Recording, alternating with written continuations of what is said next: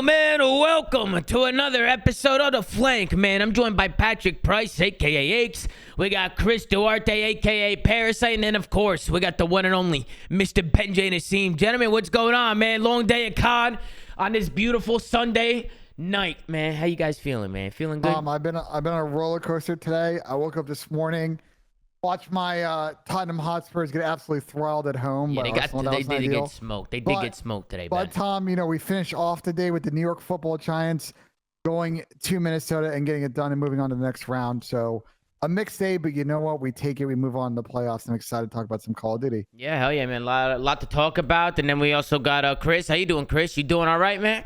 Yeah, doing good, man. I got to see my friends on LAG take a dub, which we'll talk about later. And then we got to see the debut of the new Optic fourth and Scump on the AR. So it was a pretty cool day. Yeah, we got to see Optic go at it. And we got Patrick Price, the Slayer. What's going on, Pat? How you doing, man?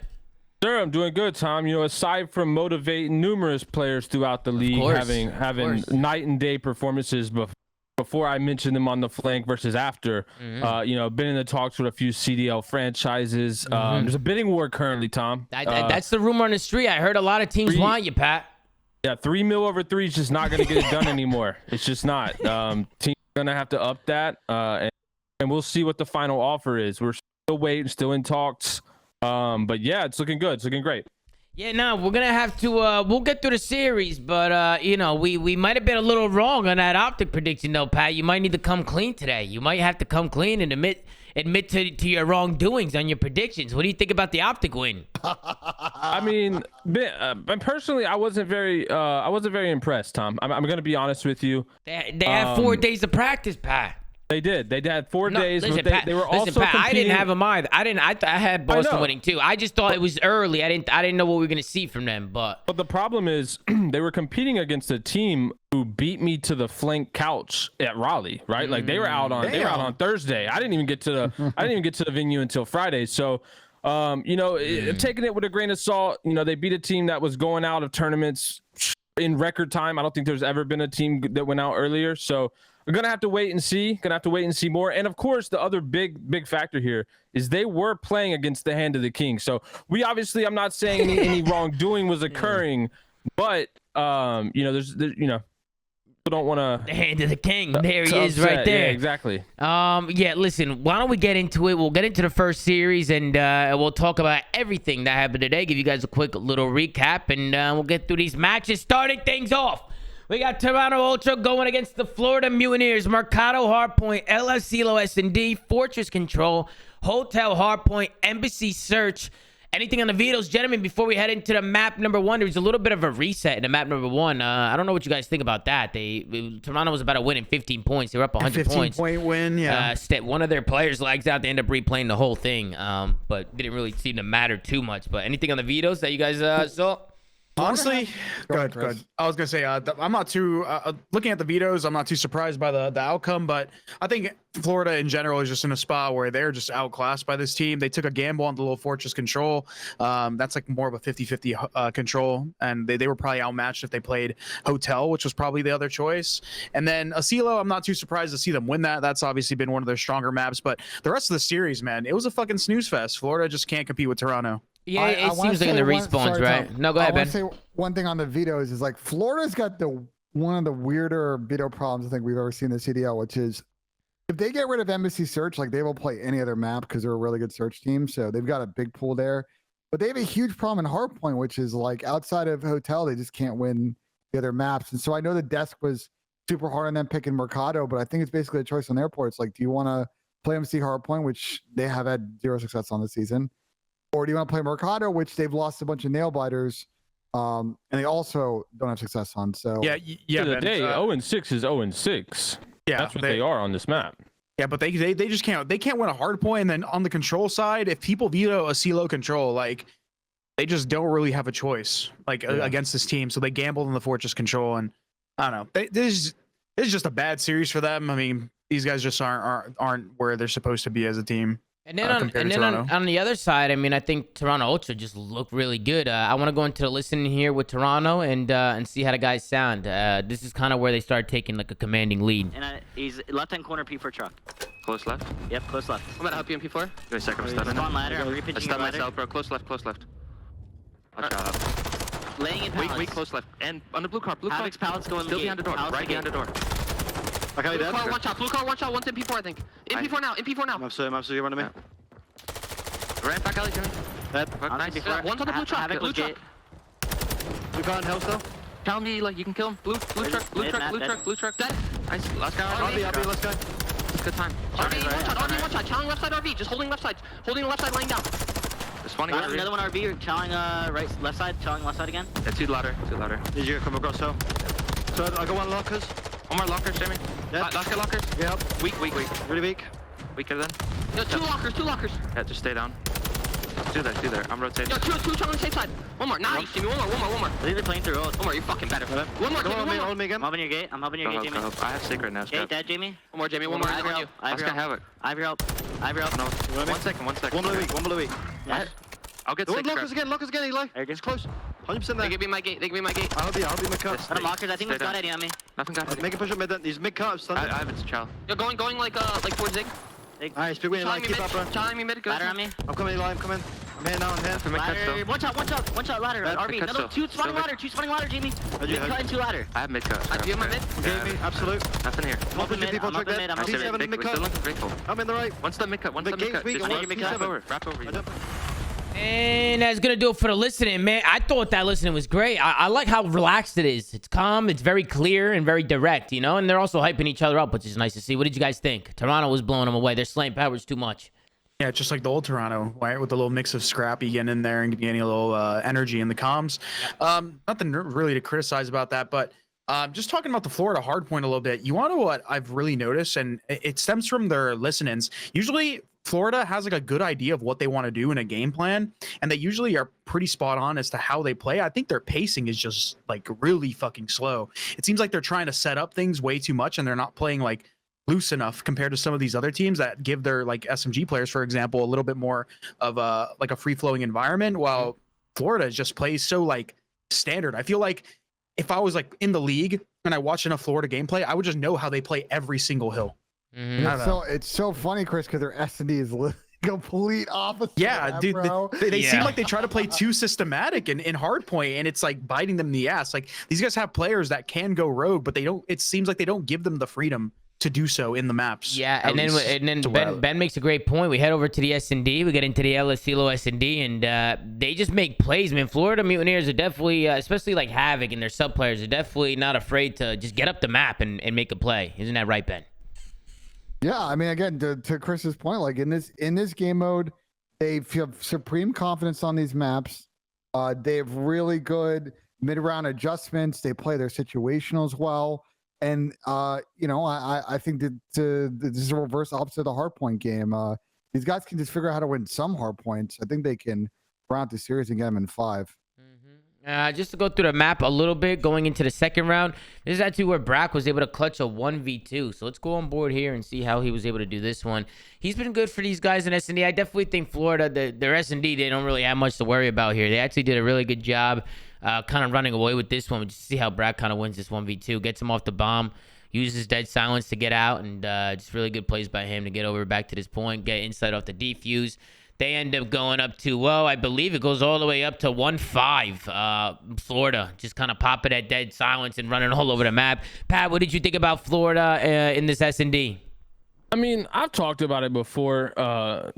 And Chris, you guys like to say that like there's something special. I just think they play really reckless. And online, that strategy, honestly, it's it catches teams off guard. People don't expect some of the like crazy plays, like on land. In my opinion, that style gets a little bit more. Your mic's cutting out, Pat. Yeah. I don't know if you're not talking into it properly. You gotta fix the gate on your mic pad. Sorry. Nothing's changed. It's the exact same mic that I had every day. You gotta talk into it because it's just cutting out. Yeah. Just make sure you're talking into it at all Y'all can times. see me. Hello. Y'all don't see me talking into it. Now you sound good now. You sound good now. Now it's when you're talking off to the side. Yeah, listen, bro. I was just saying they play a little reckless, and I think it works really well online. Doesn't work as well on land. So I think that's just a big strong point of their S&D online. But I did want to mention, Tom, before we jumped out of that hard point, Toronto has now scored 50,000 hard point points in the CD. Only other team to do that is FaZe. So that in my opinion is pretty impressive. I mean, it just kind of shows dominance throughout hardpoint and all years of the CDL. Yeah, no, 100%. And you know, going back to what you were saying, Pat, like you think Florida, like online, they take more risk, is what you're saying? That they kind of just play more loose. Yeah, they like more just like 50-50 plays. You think like, that works more online? online? You think that works more online? I've always thought that. I think teams like on land, the game slows down a lot. Play more pick heavy versus, you know, online people, there's gaps in the map. People are trying stuff. It's not to say it's not a solid strategy if that's what you base your team around. Yeah. I just think it works better online because of how the pace changes. Bro, Right. hey, you're acting like they didn't win S&Ds on land that major one. I'm like very confused here. Yeah, I'm not sold on that take, to be honest. I They think didn't win that many. I'm mainly talking about like looking at last they're not year. making it far in tournaments. No, They're not making that far in tournaments. They beat Optic in 2 S&Ds. How many other impressive S&D wins do they have? They lost. I just looked it up. So they lost. They went 1-1 against Optic in that first series. They beat Polydrome in S&D. They took 2 S&Ds against Optic, and then they got back-to-back 3-0'd in the bracket. So like they were not that bad in search, Pat. Okay, so aside from Optic, they went. You're saying they went 3 and. Yeah, I mean that's you're acting like they're horrible on S&D on land. No like, one said they're horrible. I just said that the pace changes and it's a way more 50-50 play style. Like it works better online. Like if I mean, but not winning all their S&Ds online, but they're going 3-2 on land. Like I don't understand what you're trying to make it. Pat, it's an early game. We listen, like go watch. I'm not talking about just Modern Warfare. This goes back to Vanguard. Like it's always been that kind of same play style. The game just naturally slows down on land. And their S&D performance, that it gets a little bit more exposed, like especially some of these players that we've seen. Not in particular Florida, just some of these players we've seen. Well, hold on. I'm gonna say all of these guys. I'm gonna say this team has good S&D. I'm not gonna say they're the best S&D team. I think that's probably reserved to to Vegas or to FaZe. But in my opinion, I think they're just really good at this map. They've played this map twice, and like both series, it seems like. I mean, though the one that they beat LAG was a little bit close, but I feel like they were in control the whole time, and then they just played these guys on it. And this is like their bread and butter map. I think this map is going to start getting vetoed unless people just have glaring auto vetoes. They're probably not going to be playing a lot of this map the going forward. Chris, is like they're going to get rid. They keep getting rid of Embassy, and then you got to hope. Like if you hate Fortress, you better hope they don't pick it. Like, yeah, I think that's like their 3 best maps. It's like the 3 maps they're most likely to play are Embassy, Fortress, and what is the one? Asilo. Yeah, they're good at every single S&D map. They're like they can win all of them. Hotels the one it's a little bit more mixed, but yeah, I mean, just that's the conundrum. It's like I said, it's Jekyll and Hyde with the hardpoint S&D. They have no maps they're good at in hardpoint, and they're good at like almost every map in search. They're good at like they're good at like one control. They're good at every search, and they're just not like good at hardpoint. I mean, that's if this team wants to like start making runs in tournaments or even just like getting their record up, they gotta find at least one or 2 hard points that they can like start like guaranteeing or at least being more competitive on, because they're just getting blown out by all these teams on every single map. No, I hate people in the chat that say they stink outright. Like that's just not a nuanced take about this team, bro. Just don't discount that they suck at hardpoint. Florida has proven time and time again with different teams in this franchise that they can still find ways to win, even though it's not pretty. I agree with Chris. If they can just keep getting better at the respawn, like I don't see them getting worse at search. They're not at the bottom of the standings, Ben, right? Yeah. They're like the middle of the pack, right? They're decent, bro. Like I think this Florida team got to keep getting at it, dude. The respawn's rough, but if they can figure it out, they're gonna back in some good placings on land, bro. Yeah, this is a dark horse team for sure. Then we get into the control. We get into a fortress control. We know how difficult it is for teams to win offense on this map. But Ultra, they did a really good job just getting here early. They get on this B point early. They work a tick. It's Major Maniac who's able to pop 4 and get him off that point. But somehow Toronto Ultra just get out of this trap and win this offense. I'm not too sure what went wrong for Florida. Maybe they just lost their fights, really, and Ultra was just kind of mowing them down. One thing about Toronto is they do have a lot of takeover power, man. Like, from the top to the bottom of the roster, I feel like any one of these guys can, like, push out a cut and just roam and slay and, like, get kills. And that makes them really scary in control, especially because it's such a slay heavy game mode.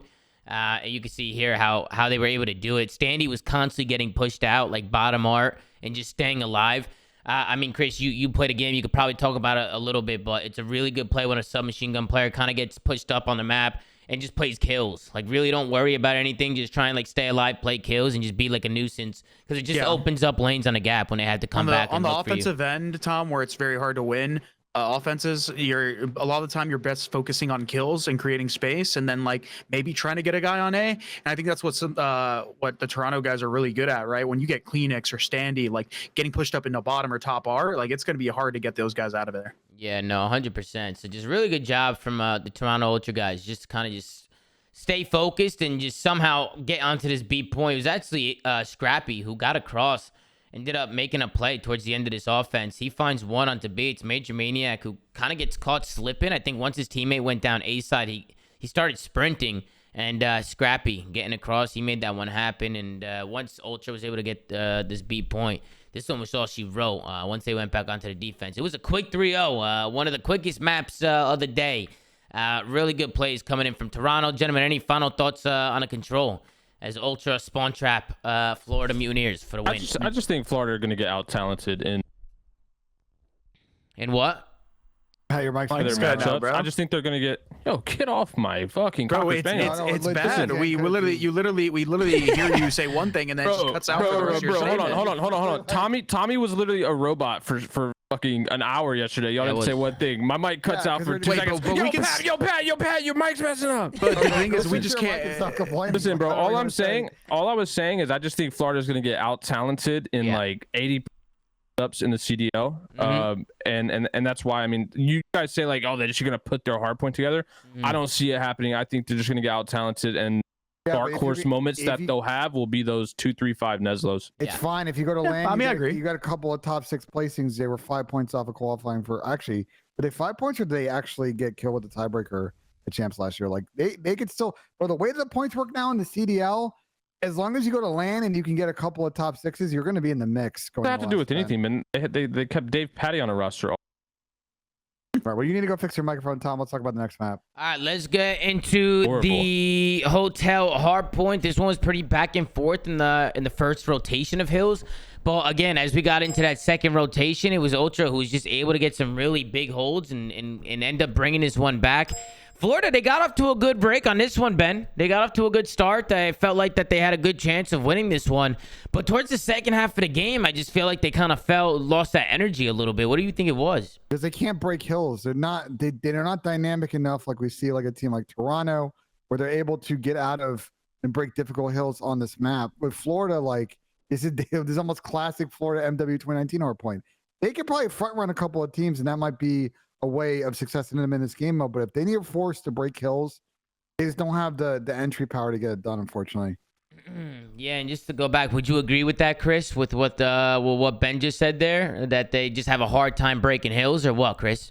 Oh yeah, well, I mean, Ben said it best. I mean, there's a couple times where you'll see like Toronto get to a hill early, and then you'll just see like some of the Toronto players pop a 2-piece, and then all of a sudden it's 4 dead, and then Florida have to break from the the worst side of the map with 0 map presence, and they're just going to get farmed. Like right here, you'll actually see Scrappy get a 2-piece. This is kind of where things change. Yeah, this is kind of where Toronto just completely flipped the switch. We go into a second P3 rotation, and it's Scrappy and all of Toronto that get there early. Scrappy does a good job just finding all those kills. Florida trying to go around the back for their first push, but once they all die and start spawning front at that point, you don't have time to go around. They just start flooding through front. And Toronto, they actually hold a full 60 here and take the lead. So really good hill from them. And then going into the second P4, they end up breaking this. They come through bedroom. They find a couple kills. And they end up just kind of forcing their way through front and winning some fights. And just like that, Ultra are able to kind of close this one out. I mean, just again, Florida, maybe not even breaking, but even just holding on rotation, these big fights that they got to win there. I mean, they're on rotation. You got to try and find a corner or try and make a play and try and get some kills. They just all fell. Go ahead, Ben. That's what I'm saying, though. God. Sorry. I was about to say, like, the meta on this hill all season is going to be very interesting, because I think the back spawn on this hill right now really sucks. And it's almost like, do you kind of get in this weird situation where you really should kind of put pressure on the old hill and just not really care about trying to get the back on next? Because I've seen teams just rotate this hill and just get chalked. And like you get in that back spawn, there's cutoffs, and we see it in control too. You just get naded. You have to slide to angles you can't see. It's really, really difficult. But go ahead, Chris. I was gonna say that I think this Florida, like on that map, is just it's a prime example of what they struggle at, right? They can't break hills, and then when it comes to holding and stuff like that, and the way they even try to break, they're just like they have the understanding of how they want to do it, but they're slow to realize it. Like their situational awareness seems like there's like a delay on it, right? Like they're just getting caught off guard when like they're set up for these pushes, and they're just like not realizing like, oh, Toronto's already here. Holy shit! Like I don't know.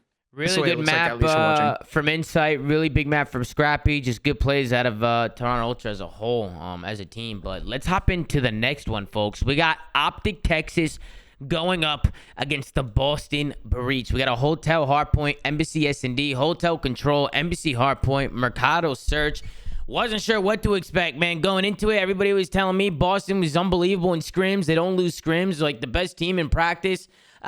Obviously, Optic, they had, 4 days of practice. Scump is switching roles. They're flopping the trophy around. New player on the team. I just thought maybe Boston was going to come out because it was early and take care of business, but I was wrong. Optic actually looked really good today. I like the pace that they were setting on the map. Thought everybody looked comfortable in their role. What did you guys think about the veto and about the map set? What did you guys think about this? Well, I think it's hard to know what Optic is good at, and I think Boston's vetoes are pretty set at this point. They haven't really played a lot of Hydra since all the, the Reese Vivid incident, I guess, in the beginning of the season. I thought, my general thoughts are, I thought Optic played very good in this series. I think this is a very good start for them, considering how little practice they've had, especially in search. I think everybody went off on their team and had their moments, which is great for the confidence. And on the Boston side, I think we're still asking the same question about Boston is like, are they just really good at beating the mid-pack team? And when they get to the top and they crumble, can this team figure out how to be a really, really good top team? Because Thomas, people were saying in the watch party, we were talking to other pros. I'm talking to people like Pred and Slasher and Donnie Temp and Attach, and they're all saying Boston's great in scrims. I mean, even talking to Zinni, even talking to him. I mean, I know their practices, bro. With the way people talk, these Boston guys are legit. Like people say, some these people guys are just a scrim team, though. Some people are just a scrim team. Yeah, you might be right, Pat. Okay. I mean, I don't know what's the difference though. Like I don't know. I've never had that problem. Like I always felt like when my teams were doing well, built different, Tom. I guess so, Pat. I just always felt like when we were doing well online and like we were making good decisions online, we usually would do the same thing. I just don't understand what the switch up is, unless maybe it's just like I don't know if it's just like a different environment or because the match matters more. Maybe they're overthinking some of their plays. I mean, think about how this team plays though. Like they do play, I mean, super loose. Like they have Vivid and Nero like just running at a mile a minute.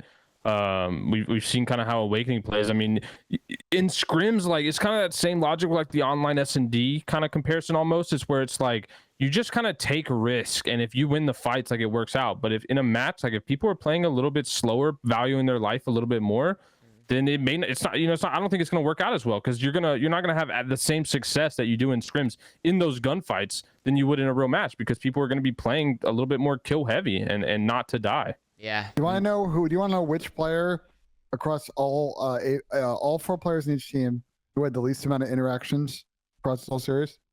Probably Zinni. Nope, not Zen. Awakening. Yep, Big Wake actually. They both play slow. Didn't really set pace today. I think to your point, Pat, it's like it's very frustrating with this Boston team, man. I think as we see it at times, that loose play style, they get to land and they actually sometimes do well. We saw it a lot last season, and we thought with the Teach for a Big Wake thing, it's an upgrade, but I think there's big questions about where this team sort of lands overall. Yeah, I'm curious to see if they use this as a motivator to really kick on and solve some of those issues that we've seen since last season. Gonna talk about the map a little bit. I just really like this break from Optic here. This first map was all Optic, man. I mean, they were kind of smoking them. They were doing a really good job breaking hills, really good job holding hills, and a good job slaying. Love seeing Scump with that AR too, man. I feel like Scump can kind of get into rhythm now. He can do whatever he wants, I feel like now. If you want to pull us up, pull out an AR, just kind of do whatever you think is best. You even heard him in the interview talking about kind of playing, a little bit more fundamental heavy, right? Like doing the little things, especially now because he's running an AR. So it's cool to see him with an AR and moving around the map. But I like the setup here. Chris, you could probably break this down, but I like how Optic take routes here. When Boston set up at new, they kind of pinch him in. Scum finds a kill middle. You can already see Shotzi. He finds a kill, Jules, and then it's Illy who finds this kill, wrapping around. The team Awakening actually turns around. Just really good break from Optic. Just kind of taking those routes and making sure they're kind of collapsing in that hard point together. Yeah, I mean, they just basically just came off old and had full map control. They had the majority of the Boston players basically pinned at new, and then Shotzi, I think, got a mid. Did Shotzi get like a mid spawn? So it basically gave him a free pinch while the rest of Optic flooded through the chandelier side, and then they just picked Boston apart. Boston was playing a little too tight while Optic had full map control. So, I mean, good plays by Optic. Yeah, no, Optic looking really good. I actually want to go into the listening with Optic and see how they sound. I know they had a lot of energy going into this one, and I'm sure this was a series that they really wanted to win. So let's tune in and see how Optic Texas sound. He's on me on the pillar. Dead. I spawned beacon. Might be another. Yo, stun on the left side. What is that order now? Yo, he's in main. On main. What about Karim? Main near. I think there's two. I'm beacon. Yeah, you can be behind you. Hurt. Beacon dead. Yo, one guy's main on me as well. I catch out top. I catch out top. Dead. I got two. Nice. I catch out top. One shot. Main up He's main. I don't see that guys. Main. That's it, right? Shot that main. Someone Back in. They're gonna be behind you. Yeah, there's one kitchen. Yeah, reflood this shit. I'm alright. Trying out there. One guy's gonna be here. I don't see him. Let's set it. Watch out, D5L. Hold second. Watch out, capture. Double arches first guy. Make sure we're responding. I'm backing up. Double arches first guy. I spawned. Main. In right corner. What is that? Right side main. And I think he's left side. I don't see him main. Guy, no. Yeah, main. No, he's bad. He's left side. Yo, hold that. Absolutely. All good. You guys got all good. I'm main. One guy's gonna be small. One guy's main. Main, that's right side. And that's gonna do it for the listening. It's cool to see or hear Xeo back in action, man. I mean, they pulled up a stat before the series, like the Xeo. Like I think they played like 11 tournaments, and they had some, obviously a world championship, had some really good placings. I mean, I feel like chemistry is like a really big thing in COD, man. And I was talking about this with AG, and I want to know what you guys think about it. But there's just certain players who just play better with certain players. Like it's just there's just like play styles and how people just interact with each other. I just feel like there's something about this trio that just works. And I want to know what you guys think. Pat, what's going on with you? Since you got a little meme up there. I actually had a source in the Boston camp that was kind of translating me what Zinni was calling out in that hotel. But but yeah, I mean, I agree with you. I do think some players play better with other players, but that stat line is kind of arbitrary. I mean, it was one game where they were the best team in the game the entire year. That graphic was the Modern Warfare season with the Empire roster. And that was all that was from, and they were clearly the best team. Well, I thought it was like their everything in total, like them as that's really the only time they ever played together, right? Like they played one event in Cold War, I think, and then they broke up. So that was the only real time they were a trio, was just in Modern Warfare. So to me, but a pretty good record though for the trio, though, Pat. It's a pretty good record. It's not a bad record. I mean, that's not a bad record. That's like the same thing if we just grabbed one game from a bunch of different trios. Like Tom, if we get you, Clay, and Enable like the AW season, like it's kind of the same thing. I mean, it's a little different. I mean, but if you just kind of grab one stat from like one season of one team, like it's gonna look like that. Yeah. I mean, like you grab me, Crim, and Teep, it's gonna look even better. But I think I agree with your point though that this roster does like playing together. And that definitely does help. But again, they're going up against Pat, you ever had those I think they're way more talented than. Pat, you ever have those teammates where you just felt like they elevated you? You just became a better player playing with them? Personally, I did not, Tom. I think I was just the elevation for all of my teammates. Think so? You think you elevated everybody around you? Yeah, I just think I was at a level that couldn't have gotten elevated from. So I think, I was the one, the catalyst to elevate the rest of my guys. So you think you can play with anybody at any given time and make all those runs and win all those championships? You think you could have done that with anybody, not just your Dynasty Ross? I don't think they're horrible. Absolutely. I gotta have faith in my guys. Yeah, this guy the self DS cheese, bro. This guy's self DS cheese, and we can take a look at the final scoreboard there from Optic Texas. I mean, just look at the slaying power. Illy went 23-11. Good to see him, huh? Ben with the main AR going 23-11 to kick things off. I actually like Illy on a main AR. Some people were talking in my chat about whether or not they should have kept Dashy on a main or moving Illy was a good play. But I think when it comes to chemistry, I think Italy might have been the better choice. It just seemed like after everything that came out, seemed like Italy might have been just obviously better. But go ahead, Ben. Can we give a shout out actually to the Toronto Ultra organization? Weirdly enough, because after this series, Stanley posted apparently Ender played from their facility. Yeah. Which is respectable because I think Ender's been having some internet issues or whatever from Toronto, and obviously we talked about it on a past show with the potential visa issues going on, and I think that's really respectful from another organization, a competitor, someone that you're fighting for spots in the league to allow someone from another team in a weird situation to come and play from your facility. I think that's extremely tippable. No, I agree. I think that's really cool that that they got Illy over there, and also the video that Eli posted was pretty funny too. Obviously, you know, we're not gonna show it now, but if you guys want to go check it out, it was pretty funny. Go ahead, Pat.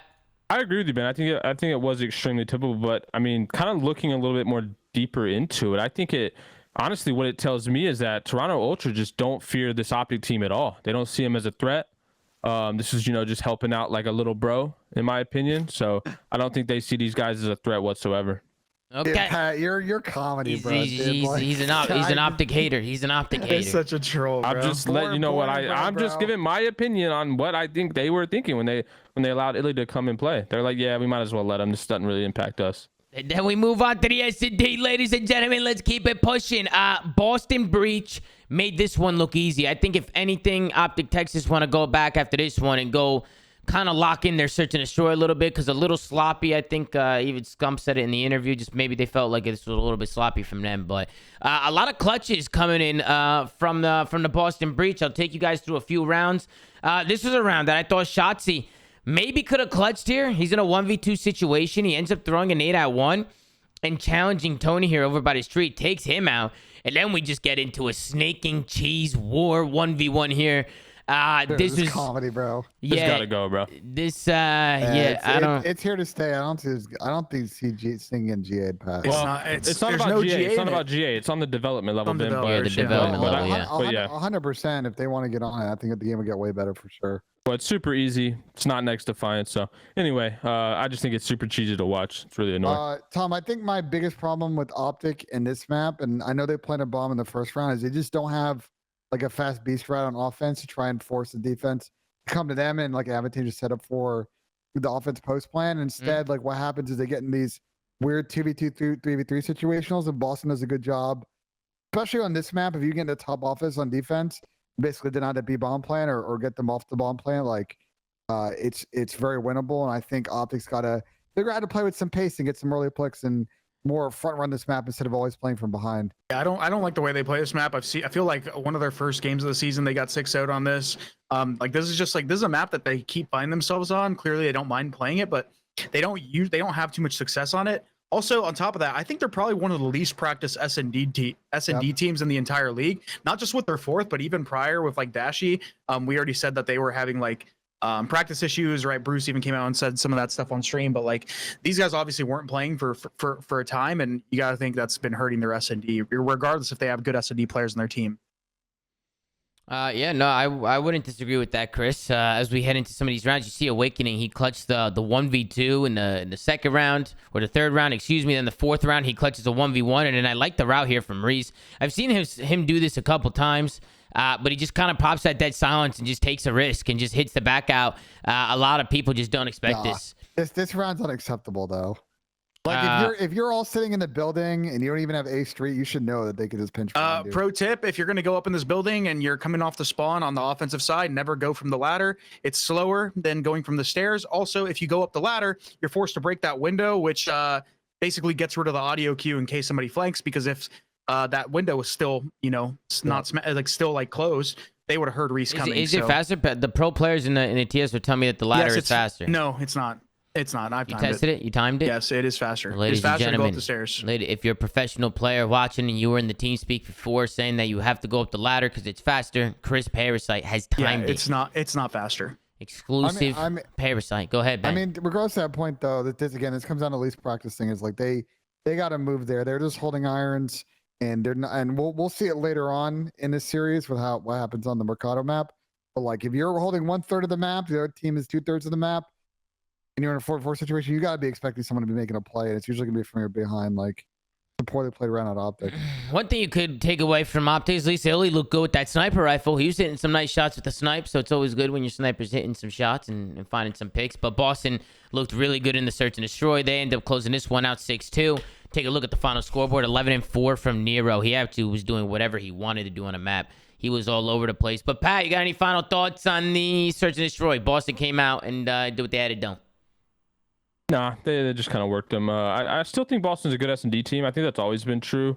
And yeah, I think this is just a thing to be seen on how Optic improves it. I think Boston's S&D map pool is getting a bit better. They've had some wins on Asilo. They've had some win on Embassies, and we already know how good their fortress is. So, I mean, promising stuff out of Boston, but unfortunately, the rest of the series didn't really translate that way.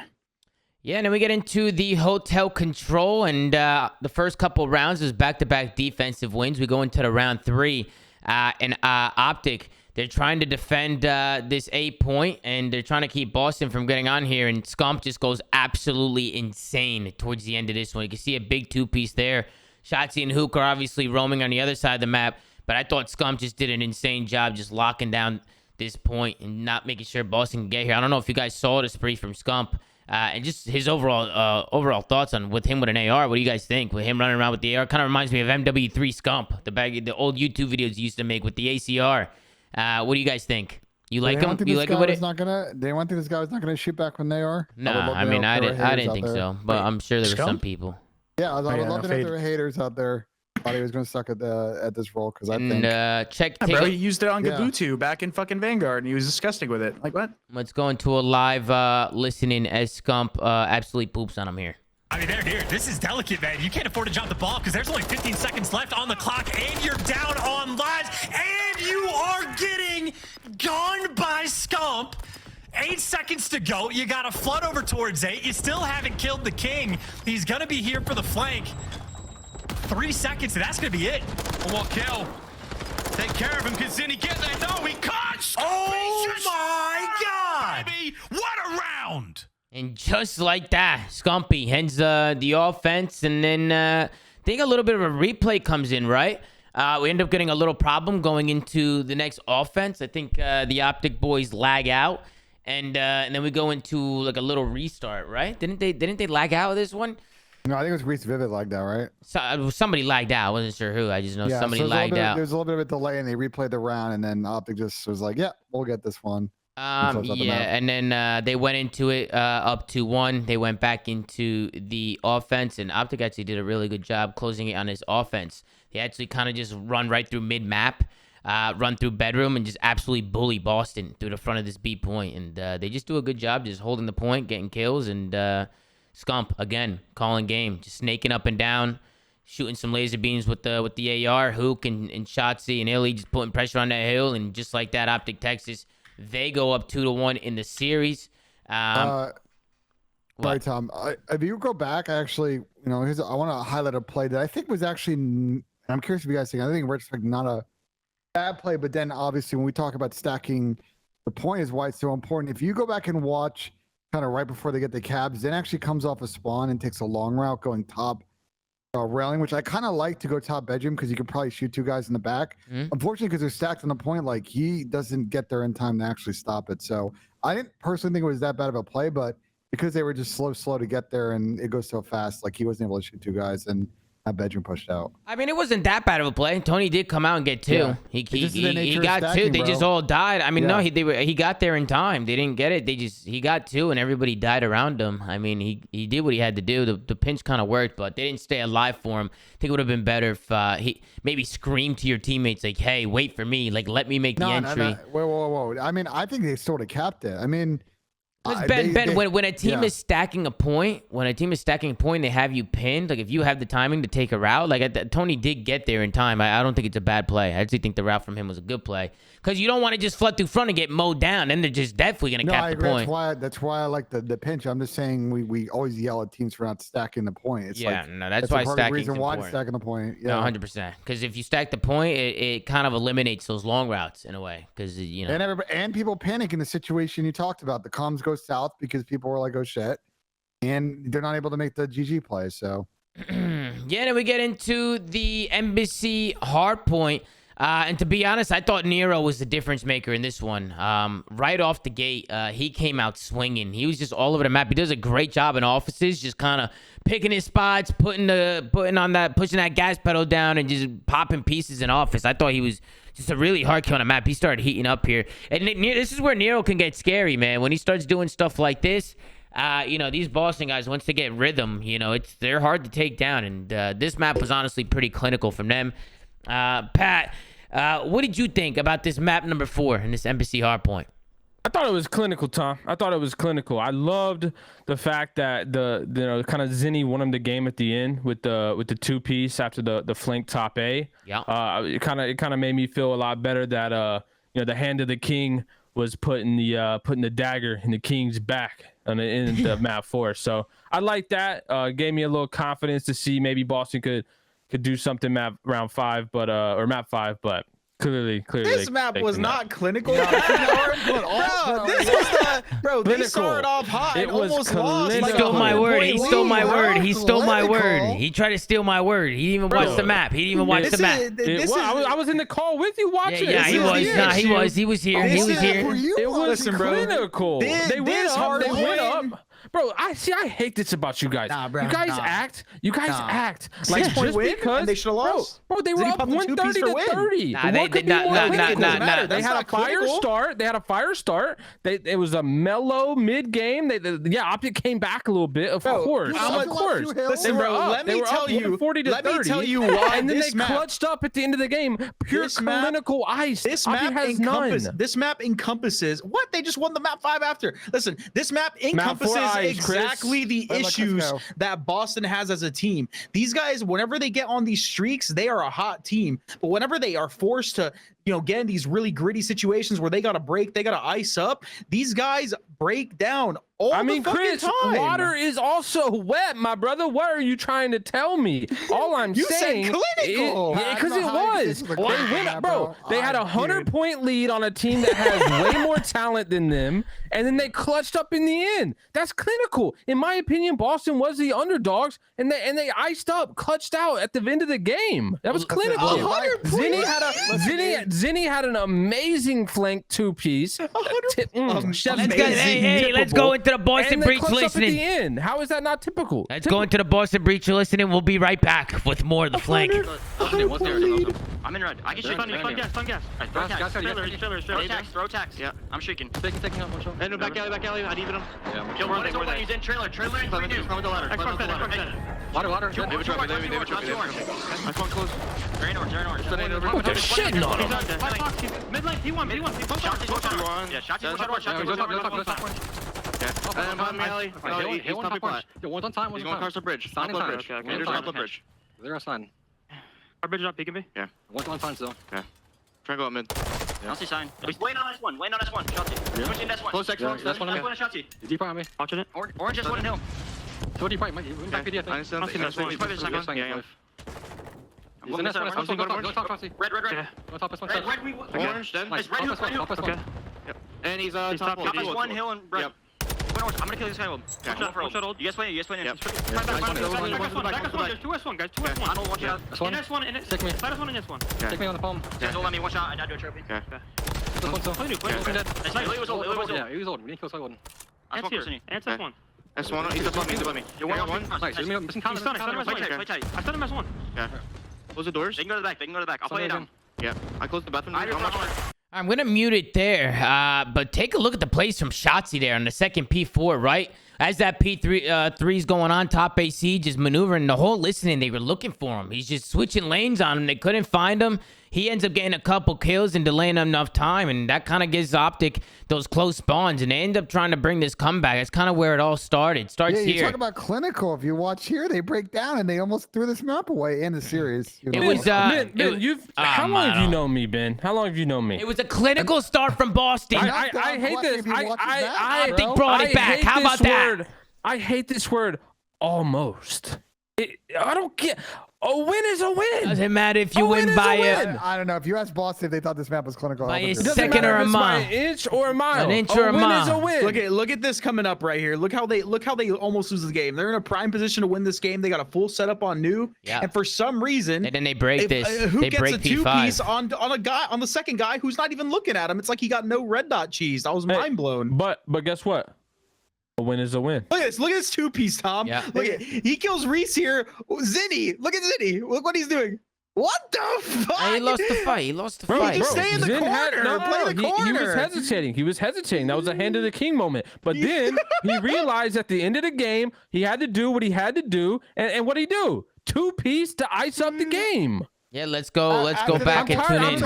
I'm tired of speaking on people's downfalls, bro. Look at what they really did when it You're mattered. definitely not tired of that. I don't care what they did when it didn't matter. Who cares? They had a lead. That's fine. They could lose that. You know where they couldn't lose it? At the end of the game when Zinni iced up. Yeah, they lost in the map 5, and we'll get there next. But let's go Different on. map, Tom. Different map. Different map. But let's go here. Boston, obviously a clinical start to this hard point, but they slowly lost at his Optic, bring it all the way back. They end up breaking this P5, and it starts with Tony. He makes a good, he takes a long route here. He spawns, where does he spawn exactly? I think he spawns by tennis court. He spawns AC side. So he spawns AC. All his teammates wrap back to offices, and he's gonna go top AC, take a little long route here, go top plat. Route man gets paid. This is a big one-on-one against Shotzi there, and then Scump ends up getting taken down in the back, and that pretty much closes out the game right there Chris, you for the agree. This Boston is why Breach. the van spots are a little bit better place to play that because you can stake that van and probably stay alive a little better. I mean, what he was doing fire. was if he's on top of the van and he crouches, he can not only watch his top, but he can see the feet bottom, and he just ended up getting jumped on the corner. Either way, bro. If Zinni doesn't win that fight, game over. Yep, I agree. Oh, Zinni doesn't win that fight, it's over. Listen, Zinni, I know you're watching. That was tippable. It was tippable. It's typical. All right, now let's get into the map 5. Well, we talked Go about ahead, Ben. clinical from Boston. Watching this map, Chris, I really want your thoughts. I am convinced that Boston has not played enough or does no idea how to play defense on this map. Well, it was dude. 2 quick rounds for them off the rip. They go up 2-0 early. And then this is kind of where Optic started to bounce back. They slowed it down. Optic, they got naded on both on the cross, both rounds. Pause it here, Tom. Pause it here. Pausing it right here. Optic, this is when they start slowing it down, Ben. Bro, look at this defensive setup from Boston. Look, I get it. Ender's got a sniper middle. He wasn't missing all series. I feel you on that. But I don't know what you guys think, but giving the offensive team this much space to make plays, giving them all tunnel, playing so tight, and getting no information in middle is just a recipe for disaster. Especially when Optic's playing so slow. It's like if there's nobody here, I mean, especially Nero throwing shimmies. I don't know. Sometimes people don't like to push up into these houses and stuff. Maybe they don't want to get picked. I'm not sure what it is. Listen, we got to start calling this out. Yeah. Boston Breach is the worst Game 5 team I've ever seen in the CDL. What's their record in map 5? I think they're 0-5. 0-4 currently. 0-4 in this season. But like, think about some of their losses that they've had in previous games. Like, they are just not a Game 5 team. Think about the Thieves round 11 at Champs. Like that. I mean, they just got no ice in Game 5. Game 4 though, balls. there's something serious, bro. Like if you're worried about Ender mid map with a sniper and they're playing slow, and you, by the way, like other rounds in offense, he's looking through B. Bro, just hit that guy out and like. But think about what you said. Think about what you said, Ben. Do some unreal shit. Do some unorthodox stuff. Yeah. But Ben, think about it. Think about it. You just said have some balls. Think about how they play in scrims, right? Like they probably play very loose, very free, challenging whatever they want. And then it comes to these, like you were talking about earlier, like you think it's like the matches that matters. I genuinely think it does. I think the pressure gets to these guys a little bit. And it gets in their heads, and they play different. They don't play with any type of confidence in these situations. I fully agree. I think they should play with like, yo, I think I'm nasty. I'm gonna make a play. Follow me up. And you just don't see that from them in these Game 5s. I agree, Pat. This is why I think teams like FaZe and Toronto are going to be good all season because but both those teams, they're challenging scrims, and they're challenging on land, they're challenging online in the match. I think for Boston, there were obvious counters in this map, and they were just too stuck in the moment. All credit to Ilias map. Guy was not missing. Yeah. Guy was not missing, but on top of that, bro, he made the other team shit their pants. Like they didn't know what to do. They were just giving up mid every round. They were allowing Illy to just basically get as much information as possible. And even though they had A control and B Optic to A, a couple of the offenses on their or a couple of their defenses, they didn't get control of the building. They didn't get a firm control, which allowed Optic to just basically work it slow, work it late in the round. They just sat in their spawn. And then even in the go ahead, Ben. Go ahead. I'll say, and then we'll get to the last round where they just give Optic like the freest B plan of all time. Like it's just, bro, I was just so I actually might have was on the verge of breaking my setup watching this map. That's how tilted I was. And then it's a 2v3 from Illy and Scump here in this 2-2 round. You can see Illy. He ends up finding a snipe. Shotzi does a good job getting one. He ends up going a little roll. I would like to see him stay down because he was tagged, but tries to get a little mixy. He ends up falling, but it's Illy who bounces right back with that sniper rifle. He takes off the head of Reese Vivid on that planters. Just like that, it's a 2v2 situation. And then it's Scump who makes a play through back alley. Gets aggressive. He ends up taking down Tony. And just like that, it's a 1v2 from Big Wake. They get the bomb down and they ended up winning this one. So just a good 2v3 from Optic to regain after losing their numbers. Scump, I think, wins this one right here onto Awakening. Good shots there from the King. And then we get into the 2-3 round. This is where Optic, they get the retake. Reese Vivid comes in hot with the streak. He finds one. Makes it a 4v3 situation, and somehow, someway, Optic is able to win this round. It starts with Hook. He finds a kill. They back on up. How'd they kill him? What? How'd they kill Joe? Where'd they kill him? Joe was, he was tunnel. He pushed out. And Reese is holding such a tight angle, he can't see like. No one's looked.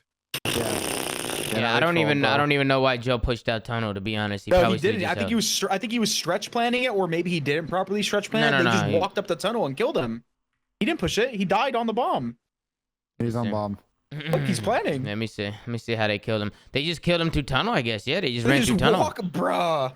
Nah, these guys are selling. First they get one with the streak. Yeah, now he's on bomb. Yeah, he's stretching it. He's stretching the bomb. They just walked up tunnel and killed him. Yeah, they just walked up tunnel and killed him. They ran out. I'm surprised. Why did he stretch it there? What's the point of the stretch? Stretching it there is fine. Stretching it there is fine. But you still need like what do you mean? So they can't see it unless they push into the tunnel. Which, if somebody's actually watching it from a proper angle, they'd kill him. But they weren't. They were watching it from the. Why not just plant right behind it? Why not just plant right behind? I mean, you could do both. You can do both. Just plant right behind the bomb. They can't see you if they push tunnel. But again, the way that Boston played this entire map on defense and offense is they just aren't giving themselves any information, bro. Obviously, Zin's worried about mid map. He's playing it tight in P4. Like they have no idea how many guys are middle, where they're pushing. Like they're not shouldering, they're not shimming. Like. The information plays is difficult. I mean, it was three rounds in a row, by the way. 2v3, 3v4, and a 3v4 again here in this round from Optic. They just won a lot of rounds. 3 rounds in a row. Look, Boston didn't have their cams on, and I basically have an exact replica of what they were seeing if they did. When it comes to just this game 5. Bro, someone hit it. Someone hit a pinch, bro. Like I don't know. Boston need to play some fluidity in S&D, man. Look at the play that Shotzi makes here. Number 5. Zinni scares him, and then Zinni backs down off his god heady and just gets killed by him when he had positioning on him. Rage watch this map, bro. I'm sure that's how fucking Denson Zed felt. Like it's so tragic because I think Boston did a good job forcing us to 5, and then just to have an absolute like meltdown in game 5. It's so. How many times have we said that? Bro, I want to like this Boston team, man. It's a good story, but like when they do shit like this, bro, it's just. Maddening, man. It's maddening. Yeah, and then it was the 2-5 round. This is probably another round that Optic could have won, but they kind of overheated and overchowed. It looked like they were winning so many rounds. They just started Eagle Challenge. So I felt like they threw that round away, and then they obviously closed it out in this next round. They just work over towards this B side. They work a plant, and it was a 2v2 situation. Scump finds one onto Reese. Bombs down. Awakening by himself. He can't do anything about it. And Scump, I think, finds the final kill as well here onto Awakening. So, good series out of Optic Texas. It's cool to see them smiling. It's good to see Hook getting in there, right? Because I love Hook, man. He's a good player. So, I'd love to see him on a team flourishing. 2 players, Ben, left the lobby. 2 of them. You hate that. You hate that, Ben. It's my biggest pet peeve, Tom. Ben's biggest pet peeve is leaving a lobby. 13-7 from Reese Vivid wasn't enough from him. Everybody from Optic pulling weight from top to bottom. So, very good job out of Optic Texas, and it's nice to see. I know Rambo has been getting a lot of flack and stuff. A lot of people have been saying a lot of stuff, but it was cool to see, especially for Rambo, the boys coming out, and JP coming out and getting a W today. So good to see that. Any final thoughts on the series, gentlemen? Here are the remaining matches for both teams and want your guys' thoughts. Optic have to play. They have 2 matches each week for the next 2 weeks. They play Ultra and Legion next week, and then they play they play Surge and Ultra next week, and they play Legion and FaZe the second week. And then Boston has 3 matches left.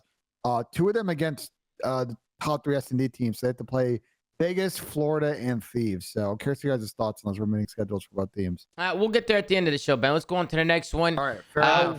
We got a guest. We got a guest for this this series. We got Xeed. He wants to join us. Oh yeah. Drag him in here. Is he here? I don't have powers. He's at the top. Yeah. You got the powers. Xeed, what's going on, man? What's happening? Hello.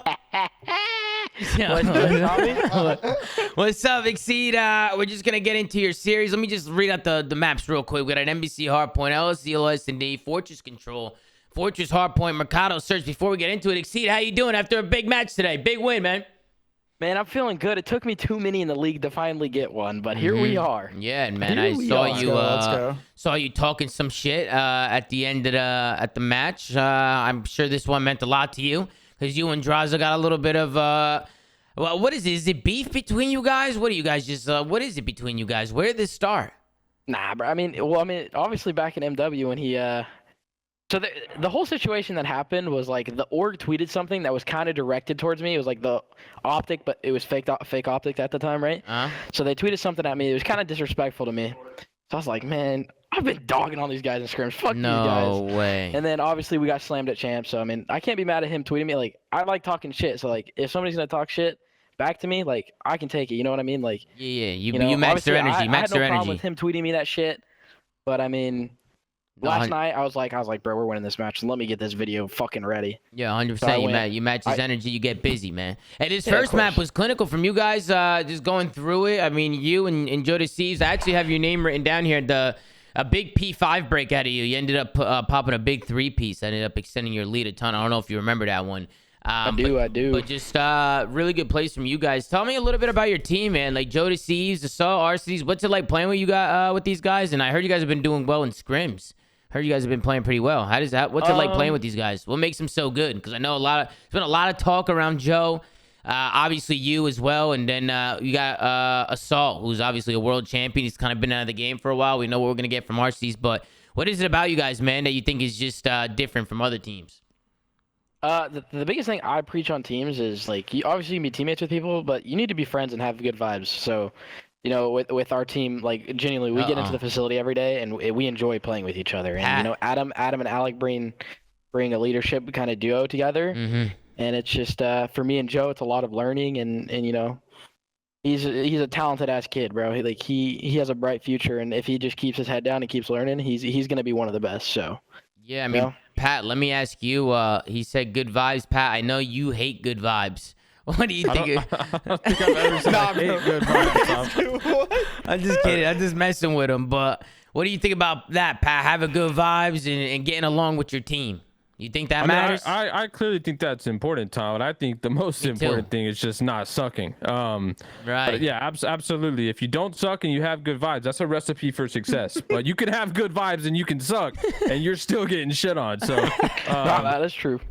That's true. Yeah, just to go to the map a little bit. This is where Xeed was getting busy. He was popping some pieces. You were 15-11 at this point. I think you end up falling here and going into the second set of rotation. You guys actually get pretty turned in the listening. So let's tune into the listening with the Los Angeles Gorillas and kind of hear how they sound. To a listening now with the Gorillas. Yo, I'm flinging. Time and white. He's red side time. Orange, he's in orange. You guys rotate. He's in red. I think that looks one can be back. Can we get Debo Mars? Yeah. Nice shot. One's AC. He backed up. I don't know where he went. It was Sam. He's probably on top of I don't see him, guys. That's it. He won. I'm blocking gas. Top gas. Actually, you're missing. He's going S2. Look at S2. On the way S2. I can flank Ivy. I'm flanking Ivy to mid. I I'm shooting cross. Actually, I'll see if I can get He's at single. I can shoot that single. That S2. S2. Deep gas. Sam. Actually, single cross. Joe, give me a second for deep. It's 2x. I'll show him a double. That's gonna do it for the listening. A lot of energy coming out from you guys. You guys always like to succeed. You guys are always screaming at the top of your lungs like this. No, honestly, like our match yesterday was completely opposite. I think today was kind of like a wake up call for us. Like we were all really pissed that we lost that series yesterday. We really think that we were the better team, and we feel like we threw that shit. Honestly, Florida was probably one of the worst matchups we could have gotten for the first match. Just because we're a new team, and so it's like when you have new teams, obviously like hard point's the easiest thing that'll come, then S&D and control come after. So the more and more that we get to play, I think the better we're gonna get at them. So it's just kind of like it's a time thing with that. So yeah, no, 100%. Go ahead, Chris. I wanted to ask you a question. What do you think separates you from the competition? I know we were having a CDL watch party earlier with a bunch of pros, and people were saying the backwards hat is why you're so good. Thoughts? Yeah, how tight is that hat? I gotta make it like my staple. You know what I mean? Like it's just gonna be around forever now. I got like black that. tape on the back of it just in case the logo shows. You know what I mean? I'm getting myself a nice little custom hat. Don't you worry. No, I like that. Yeah, me and AG we were saying that you were tightening it as the series went on. You were tightening the hat, and it was making you turn up. I like that gimmick, bro. You should keep that going. Actually. Wait, where did you get that from? What, the hat? Yeah, the hat gimmick, backwards hat gimmick. I mean, I've always just worn. I played baseball as a kid, so like growing up, like I always wore hats, and then I don't know, I just threw it on backwards one day at an event, and it's just kind of stuck for like the last like year and a half. Oh, really? You didn't get that from nobody? No. Oh, what are you insinuating, Pat? Maybe Thanos? You talking about Thanos or you, Pat? Pat definitely wouldn't wear backwards hats. Wait, what? I've never seen Pat with a backwards hat. I don't remember wearing Pat. Yeah, I don't remember. Oh, okay. Well, I can fix that for you guys. Let me just bang, got it up for you just like that. No way, bro. No way. Hey. I am a trendsetter. Nah, I don't know, bro. I don't know, man. Pat, Adam is sitting next to me, and he just fucking started grinning when he saw that. And then we get into the LSC low search and destroy. We get into the third round. Octane with a little bit of a team nade this round. I'm not even too sure what happened. I think he threw the nade into his teammate's back, but it's a 2v3 situation. His butt, he threw it into his butt apparently. But Exceed, he hits onto that point. He finds one. Draza gets naded in the back by Octane. That leaves Octane by himself. I think they showed the replay, actually. We could tune in and look at it after the round. He was down low, like right behind him. And he went to go throw a nade into the window, I believe, or throw it down into A. And he ends up just nading him in the back. They show a replay, right? Yeah, here it is. Let's see what happens here. So he cooks a nade, frag's going, nobody on his screen. Oh, man, you hate to see that.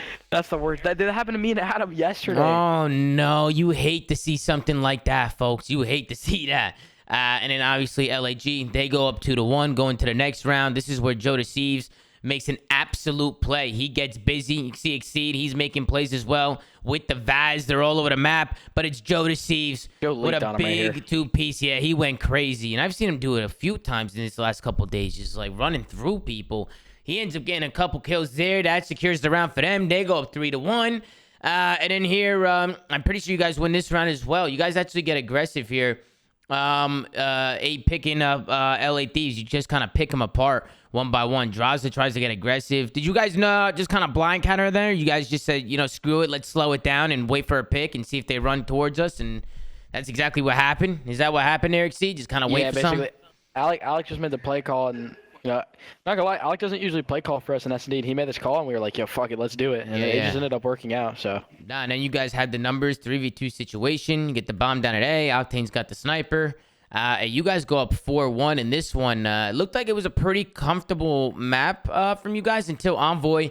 He clutches a 1v3, actually, in the 5-2 round. Probably a round you guys are probably going to go back and look at what happened here in the 1v3. Yeah, I'm not going to lie. What happened here was I popped a 3-piece on them. I leaked on this guy, and then I just overheated. You overheated. Yeah, that was me wanting the ace right there. So yeah, so you guys line up, and then you get 2-piece, and then Envoy, he just reads Alec here and just absolutely melts him. I was talking to Alec about it. It was a good read. Nah, really good read from them. You can see it's just a good play from Envoy to keep the series going. Then they won another round. It got a little scary. But luckily, Exceed, you called game, actually. You ended up making a dead silence play, kind of running up fences, popping a deadie, kind of doing what LA Thieves do. You get some really good shots there onto Draza, and then I think you end up finessing and finding another one here onto Octane when he jumps onto this wall. So Exceed calling games here in the map number 2 and putting a nail in a coffin in this one. Gentlemen, any final thoughts out of map number 2, LAG? Looking good in this one. They end up going up 2-0. Take a look at the scoreboard. Any final thoughts, Ben, Chris, Pat? I noticed on this map you guys adjusted your playstyle because whenever you guys played Florida yesterday, you guys were giving up a lot of mid-map control, and I think Florida was taking advantage of it and getting a lot of A plants down. But you guys didn't give Thieves the opportunity to get a lot of those A plants down. I noticed you and Joe were both getting a lot more aggressive in the middle of the map. So I mean, you guys played that really well to make the adjustment from yesterday. Thank you, Hagu. Yep. And then we get into the control, and right off the bat, we had back-to-back defensive wins, but it was LA Thieves, man, with just a really good start to this one. They just kind of catch LAG slipping. You can see Draza finds one, Envoy with another one. It's a clean wipe. They actually get through to B right off the rip, so not the best start for LAG as they kind of lose the fights here because instantly LA Thieves find themselves on that B side, and I feel like this is kind of what ultimately ended up leading to them winning the map. Was them taking an offense, and it starts with capping this B site. You can see what happened here off the rip, just losing fights. Is that all it really comes down to? I mean, yeah, basically everybody knows that Fortress just comes down on the control, just comes down to whoever wins the break, and if you win the break on offense, you kind of just have a point, basically. So yeah, you know, we just ended up losing it on the B side, and they just capitalized on it. So yeah, no, really good plays from LA Thieves. They did a good job here, you know, taking advantage of their opportunities. They make use of their kills, and they progress up the map. They get that B point. Envoy, he locked some streaks down. They were able to get some information here and kind of pick them out. It started with Draza with a big 2-piece. They end up clearing out their maps, and slowly but surely the trades are here in LAG. They don't have a lot of lives. With a minute left to go, their lives slowly dwindle down. And this was actually funny. Towards the end of this round, they wanted to get this second tick, and Arcides was trying to get on this point to stop the tick. But take a look at this. LA Thieves, they just stare at Arcides while he's stunned. They get the second tick, and then they take him down. So just good heads-up play. You want to play for those as many ticks as possible, just in case it goes into an overtime.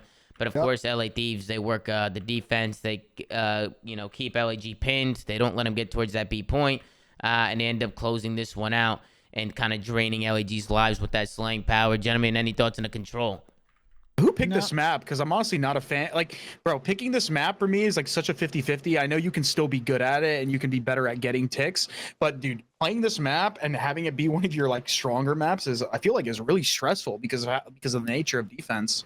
I don't know. Yeah, honestly, I have no clue. I don't even know if we had team A or team B, but I mean, we're usually good at this map. But like I said, like you lose the break on that shit and you're just kind of fucked. So yeah. I mean, the thing for me is LAG was the worst hardpoint team that I think I've ever seen in my life, averaging like 150 points before they made that roster change. Yeah, 169 actually. Yeah.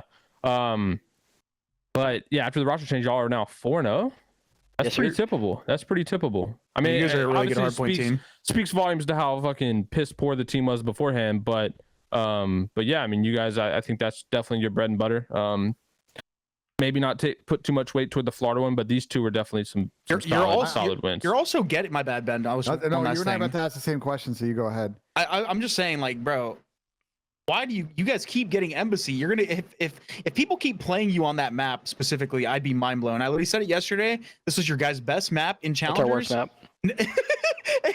And you guys got it again. It's not their worst map, bro. These guys trolling. Yo, Haggy, it is our worst map, bro. Just trust me. Oh, okay, my bad. No, but for real, XC, just if you like, do you feel like because you guys were a team of 3, you brought Alec in, you kind of then sort of built the maps you're good at, bad at, and teams don't really know necessarily your guys' vetoes coming back from challenges? You think that's giving your team a little bit of an advantage this weekend in the vetoes?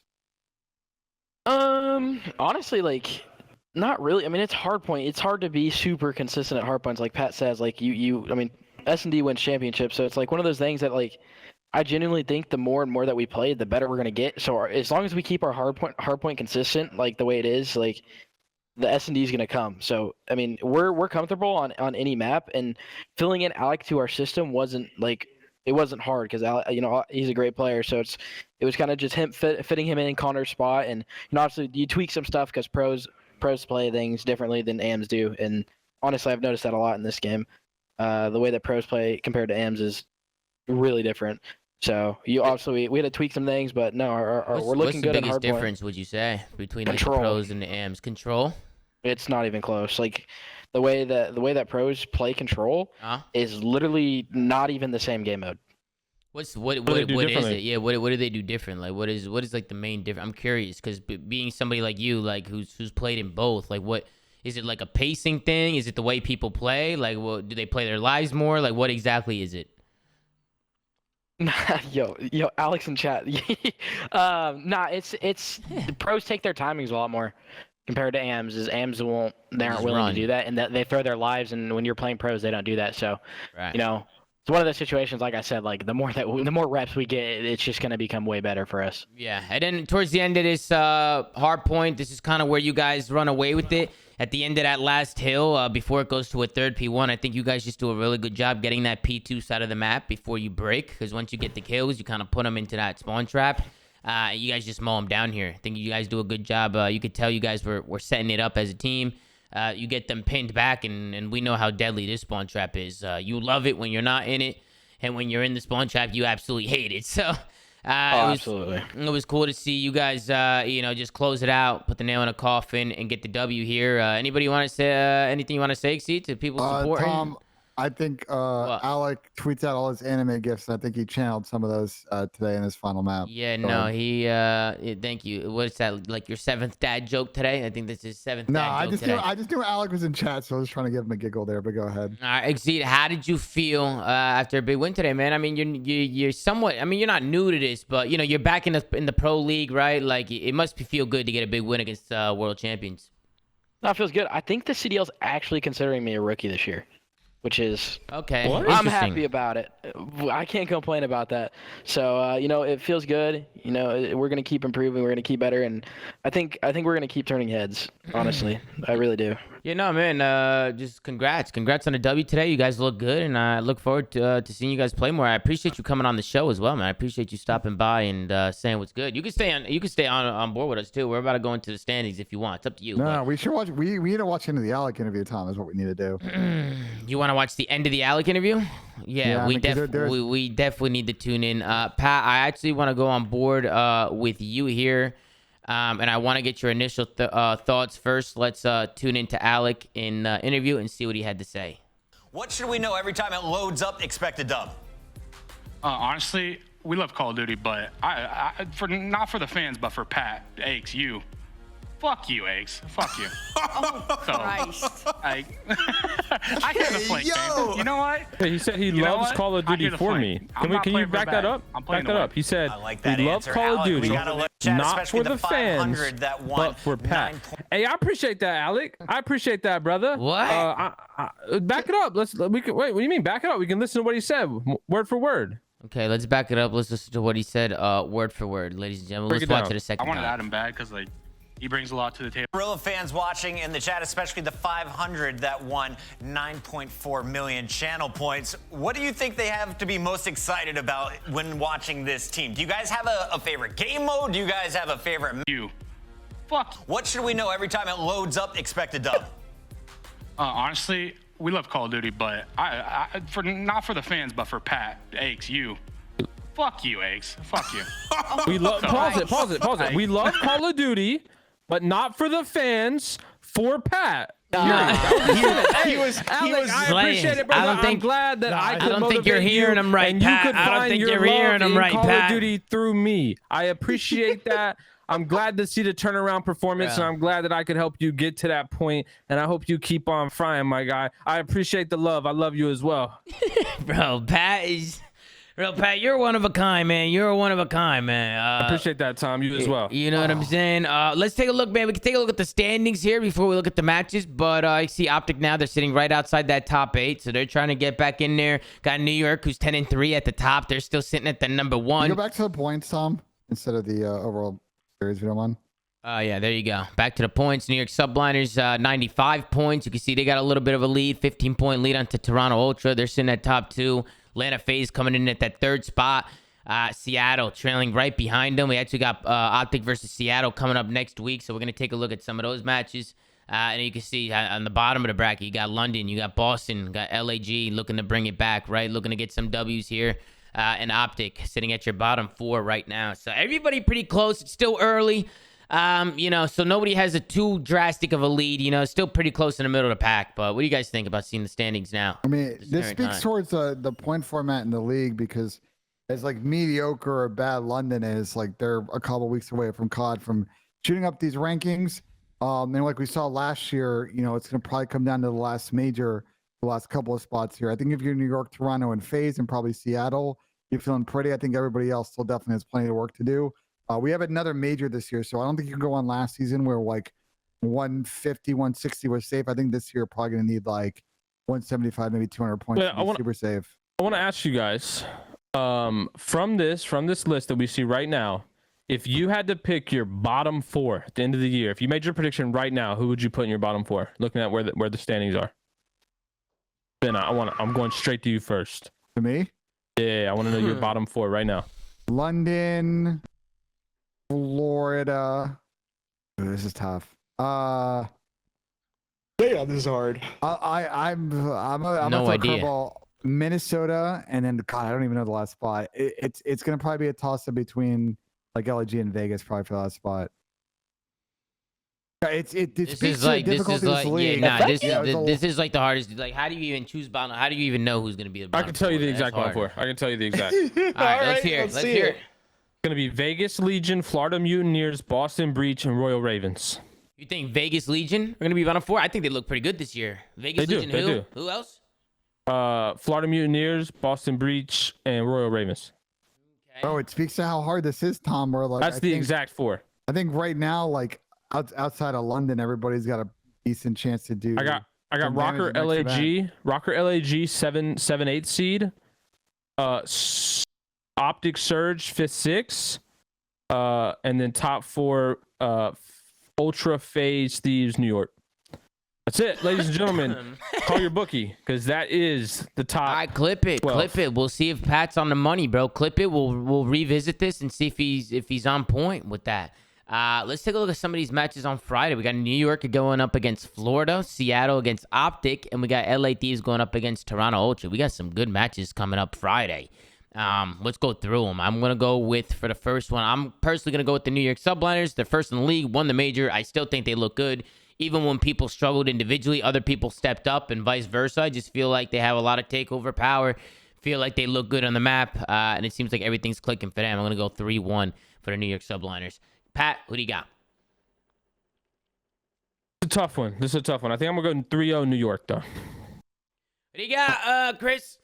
I got New York swiping the floor with Mutineers, unless Mutineers go. Oh, probably 3-1. I'd say Mutineers probably takes the search. Who you got, Ben? 3-1. Florida played gritty series, but New York's is too good to respawn, and Florida is not good that game mode. So there you go. Yeah, and then we get to Seattle Surge going up against Optic Texas. Personally, after the way Optic played today, man, I think I kind of liked what I saw from them. I think Optic, they're going to ride off this momentum. I think they're hot. I think they're feeling good. I think they want to keep this going. So I think we're going to see an Optic win Friday. I went with Boston today. Optic proved me wrong. They won today, so now I'm going with Optic. I'm going 3-2. I could see that one going all the way, actually, but I think Optic's going to close it out. Pat. Me? Yep. Go ahead, okay, Pat. you might cut out. Yeah. So I think this is going to be a good one.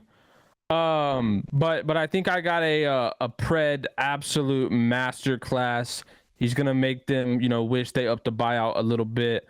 I'm gonna go with a Seattle Surge 3-1. Absolute dominant hardpoint performances. Okay, Chris.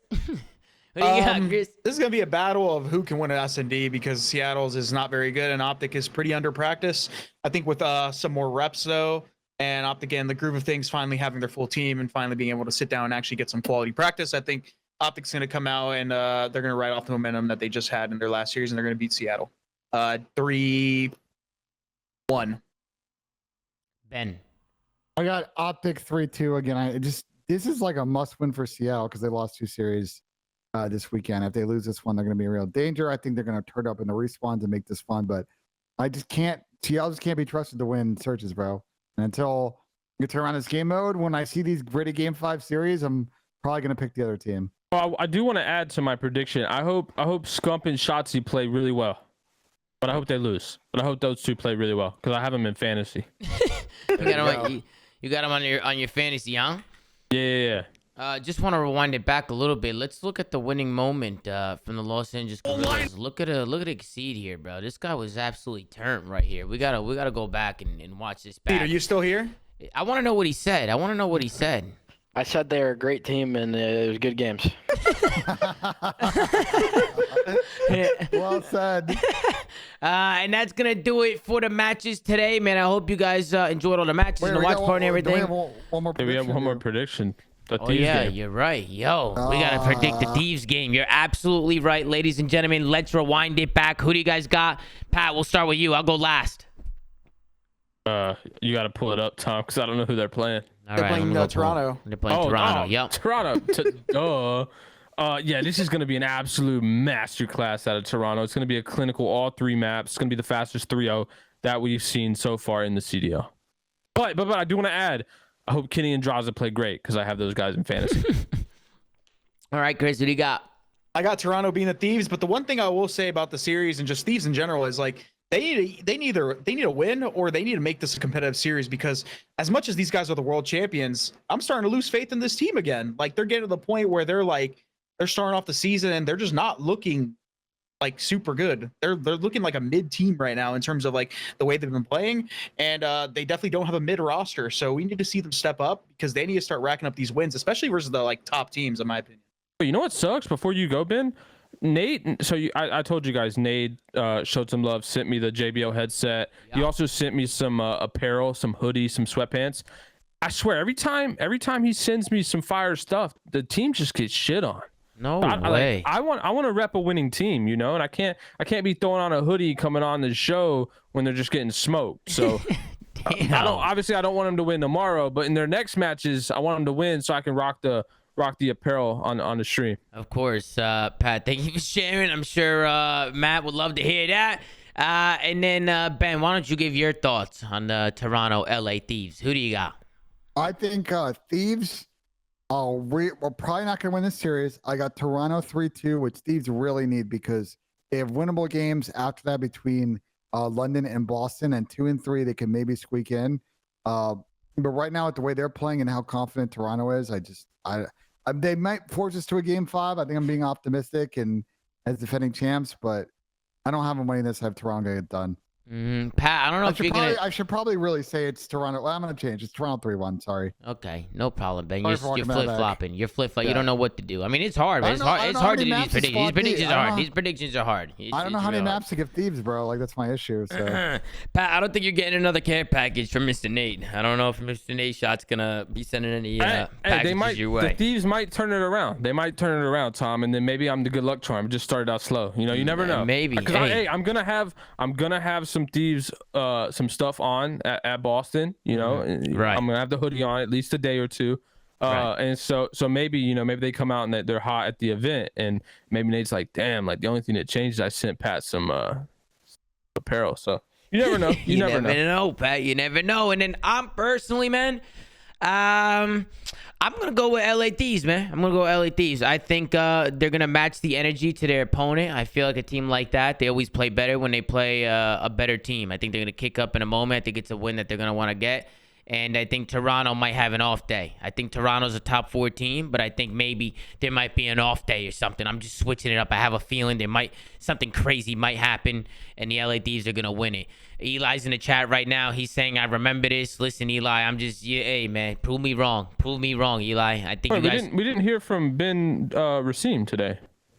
Yeah, we actually didn't hear. We actually didn't hear from Ben Razim today. We actually didn't. Maybe he's. User joined your channel. He might be grinding. So I mean, personally, Tom, I just think you're fucking faded, man. I mean, I don't really throw around these kind of words, but I think you're kind of faded right now. I mean, the performance we saw from the LA Thieves today, 3-2 against a new LAG team. Are they gonna pick up the pace? We don't know, but I mean, at the same time.